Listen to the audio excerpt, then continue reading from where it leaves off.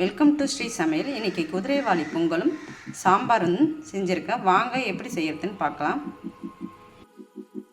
இப்போ இந்த கிளாஸால் 1 கிளாஸ் குதிரைவாலி அரிசி எடுத்திருக்கேன். அரை கிளாஸ் பாசிப்பருப்பு எடுத்திருக்கேன். இது வறுத்த பாசிப்பருப்பு, நீங்கள் வறுத்து எடுத்துக்கோங்க.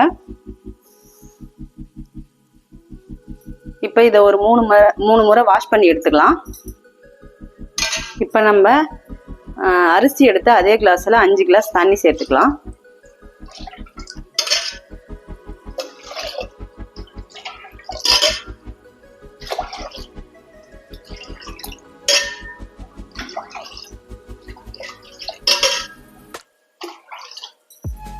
அஞ்சு கிளாஸ் எடுத்தாச்சு. 1/4 ஸ்பூன் மிளகு, 1/4 ஸ்பூன் சீரகம், கொஞ்சமாக லைட்டாக கொஞ்சம் மஞ்சள் தூள் சேர்த்துக்கோங்க. ஒரு அரை ஸ்பூன் சால்ட் சேர்த்துக்கலாம். இப்போ இதை மூடி ஒரு 4 விசில் வச்சுட்டு பார்க்கலாம்.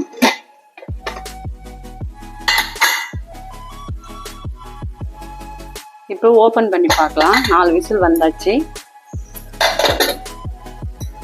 இப்போ சூப்பராக குதிரைவாலி பொங்கல் ரெடியாக இருக்கு பாருங்க. நம்ம இப்போ தாளிப்பு கொடுத்துக்கலாம்.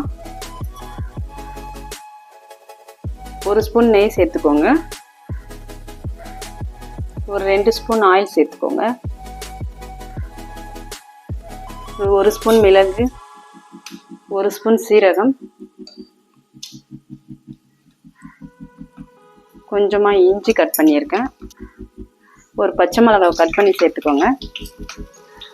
கொஞ்சம் கருவேப்பிலை. இப்போ ஸ்டவ் ஆஃப் பண்ணிக்கோங்க. கொஞ்சமாக பெருங்காயத்தூள் சேர்த்துக்கோங்க.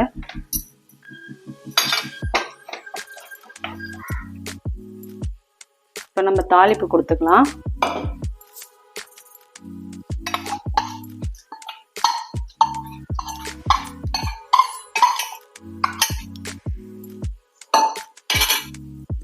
இப்போ சூப்பரான குதிரைவாலி பொங்கல் ரெடியாக இருக்கு பாருங்க. இப்போ சூப்பரான குதிரைவாலி பொங்கல் ரெடியாக இருக்கு பாருங்க. இது மாதிரி நீங்களும் செஞ்சு பார்த்துட்டு எப்படி இருக்குன்னு கமெண்ட் பண்ணுங்கள். இந்த வீடியோ பிடிச்சிருந்தா லைக் பண்ணுங்கள், ஷேர் பண்ணுங்கள், சப்ஸ்கிரைப் பண்ணுங்கள்.